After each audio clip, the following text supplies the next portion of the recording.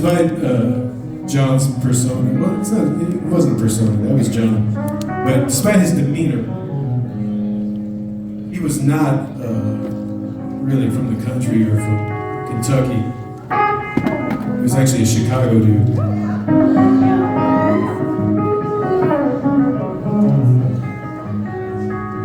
Most people don't correlate the Chicago sound when they think of John Prine music. But I figured, what the heck, what happens if we try to push him and over there?